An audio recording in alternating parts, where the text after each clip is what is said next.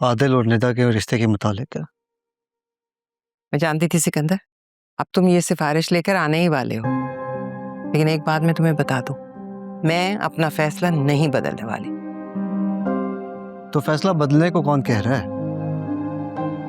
तो फिर क्या कहना चाहते हो? आप ऐसा करें, जल्द से जल्द कोई रिश्ता देखकर आदिल की बात पक्की कर दें। मैं चाहता हूं कि शब्बी के आने से पहले ना सिर्फ ऐनी की छुट्टी हो बल्कि आदिल का निकाह भी हो जाए, ताकि शब्बी के आते साथ ही हम 2 शादियों की खुशियां मना सकें। तो तुम चाहते हो कि मैं आदिल का रिश्ता कहीं और कर दूं, फौरन कर दूं? मैं खुद भी यही चाहती हूँ सिकंदर।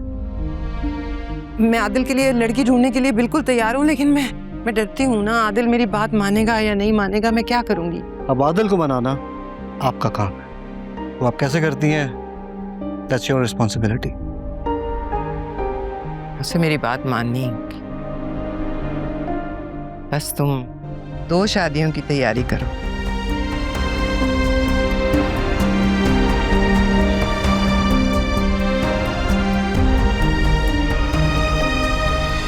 जी जी बिल्कुल बिल्कुल, वो राजी है, क्यों नहीं राजी होगा?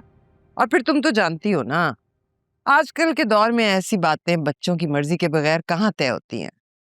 हाँ हाँ, बल्कि आदिल क्या, मेरे तो पूरे घर को तुम्हारी बेटी बहुत पसंद है। हाँ फिर अगले हफ्ते होती है मुलाकात, लेकिन मेरी होने वाली बहू को लेकर जरूर आना। हो सकता है हम कोई छोटी मोटी रस्म ही कर दें। हाँ हाँ, मैं पूरा हफ्ता याद दहानी कराऊंगी, देखना तो तुम। ठीक, ओके, खुदा हाफिज। क्यों करें आप? मैं तुम्हारी माँ हूँ, माँ बाप की जिम्मेदारी होती है अपनी औलाद की शादी करवाना, मैं ये जिम्मेदारी निभाने की कोशिश कर रही हूँ। ये जानते हुए भी कि मैं किसी और को पसंद करता हूँ। मैं उसे बिल्कुल पसंद नहीं करती, और तुम्हारी शादी मेरी पसंद से होगी। अगर ऐसा ना हुआ तो मुझसे बुरा कोई नहीं होगा। मम्मी, मैं आपसे बहुत प्यार करता हूँ और मेरे दिल में आपकी बहुत कदर है, और आई एम श्योर आप भी मुझसे उतना ही प्यार करती हैं आपकी। तो फिर आप मेरे दिल की बात क्यों नहीं सुन रही? मेरे दिल में निदा है और वही मेरी खुशी है। मैं उस लड़की को बिल्कुल पसंद नहीं करती और उसे अपनी बहू नहीं बनाऊंगी। तो ठीक है, अगर आपने मुझे किसी के साथ जबरदस्ती बांधा ना, तो फिर उसकी जिम्मेदारी मुझ पे नहीं होगी। तो क्या करोगे तुम? क्या करोगे? धमकी दे रहे हो? समझाने की कोशिश कर रहा हूँ, इसके नताइज बहुत बुरे भी हो सकते हैं। फिर मत कहिएगा कि तुमने मुझे बताया क्यों नहीं।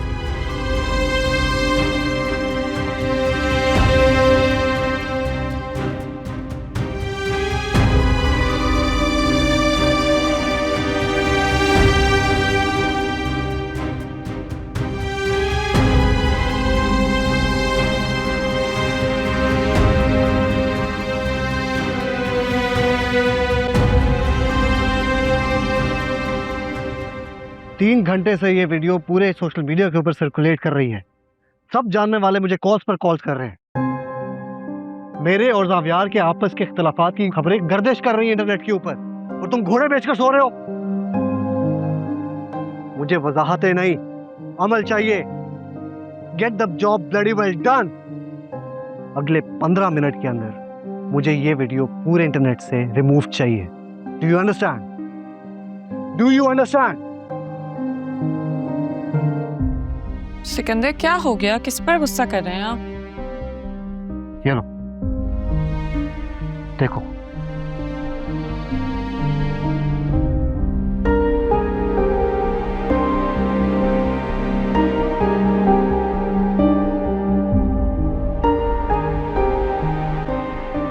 मेरे ख्याल से इसमें कोई गलत बात तो नहीं है, खाना ही तो सर्व कर रहा है। Are you serious? तुम जानती भी हो वो कौन है? जावियार सिकंदर, मेरा इकलौता वारिस। और तुम कह रहे हो कोई बड़ी बात नहीं है? सिकंदर, आप भी जानते हैं वो ये सब सिर्फ एनी को सपोर्ट करने के लिए कर रहा है। तो क्या एनी के लिए अपना बिजनेस डुबो देगा? मैंने आज तक अपनी जिंदगी में ऐसा शख्स नहीं देखा जो मोहब्बत में इस हद तक पागल हो जाए। आई एम सॉरी सिकंदर, लेकिन मोहब्बत ऐसी ही होती है, इतना ही पागल करती है। इसमें दुनिया के लोग क्या कहेंगे, उनके स्टैंडर्ड्स, ये सब मैटर नहीं करता। प्लीज मेरी, अब तुम ये अपनी प्यार की मोहब्बत की दुकान खोलकर मत बैठ जाओ। मीडिया से कॉल्स आ रही हैं कि आखिर ये लड़का कर क्या रहा है, और तुम कह रहे हो कि कोई इतनी बड़ी बात नहीं है। मुझे मीडिया और कारोबार का तो नहीं पता, लेकिन जावेद कुछ गलत नहीं कर रहा। वो सिर्फ एनी के साथ रहना चाहता है और शौहर होने के नाते उसका ये हक है। तुम लोग समझ ही नहीं पा रहे हो कि वो लड़की आखिर कर क्या रही है। जावेद की पर्सनालिटी, उसका कैरेक्टर सोशल मीडिया पे लाकर कंट्रोवर्शियल बनाकर एक नई चाल चलना चाह रही है ताकि उसका इमेज बर्बाद हो जाए। तो आपको लगता है कि ये वीडियो एनी ने? हाँ तो और कौन कर सकता है? वो जानती है कि उसका काउंटडाउन शुरू हो चुका है, अब वो कोई भी इस तरह की कोई चाल चल के सब बर्बाद कर देना चाहती है। तो क्या आप अब भी उसे जाने के लिए मजबूर करेंगे? एनी ने अपनी जुबान दी है और उस जुबान को उसको ऑनर करना ही होगा।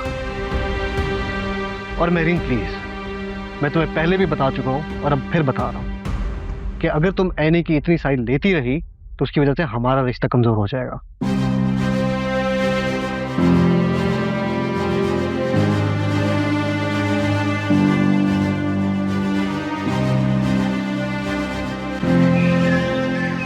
और जावियार कैसे हो?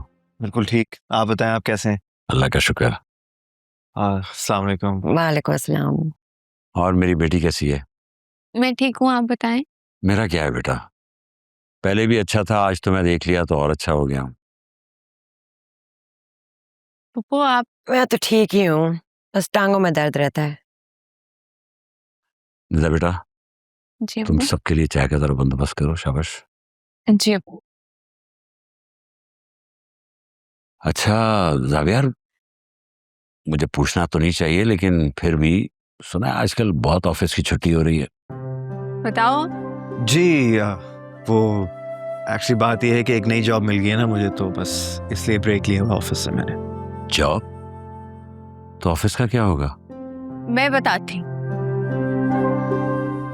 जावियार साहब को कुक बनने का शौक चढ़ा है, इसलिए मेरे साथ किचन में है और ऑफिस से छुट्टियां भी ली हैं, वो भी पूरे 1 महीने की। ये तो बहुत अच्छा है, आई लाइक इट। जी बिल्कुल ऐसी ही बात है। अब देखिए मैं तो इसका हाथ बटा रहा हूँ ना, और इसको मेरी कदर ही नहीं है। अच्छा, अब ये सब रिवायती बातें हो गई हैं तो असल बात करें। अच्छा बेटा, तुम लोगों को पता ही है कि तुम लोगों को यहाँ बुलाने का मकसद क्या है। देखो बेटा, जीनत भाभी और किश्वर के दरमियान जो भी कुछ हुआ वो बहुत गलत था, लेकिन अब इन दोनों की जिद बच्चों की जिंदगी पे असरअंदाज हो रही है। I completely agree with you, बिल्कुल ठीक कह रहे हैं आप। ऐसा लग रहा है कि किसी और की सजा किसी और को मिल रही है। तो फिर समझाओ ना अपनी ताई को, ना बात करने का सलीका ना कोई और ढंग। किश्वर, तुम खामोश हो। तो मैं पहले समझा चुका हूं कि इस मामले में तुम बिल्कुल नहीं बोलोगी। तो पप्पा जान कुछ सोचा आपने इसके बारे में? बस बेटा यही मशवरा करना चाह रहा था कि मैं और किश्वर खुद निदा का रिश्ता लेकर आए, तो क्या कहते हो आप लोग इस बारे में? आपकी बात तो बिल्कुल ठीक है, लेकिन सैनिया आंटी का मूड देखकर लगता नहीं है कि वो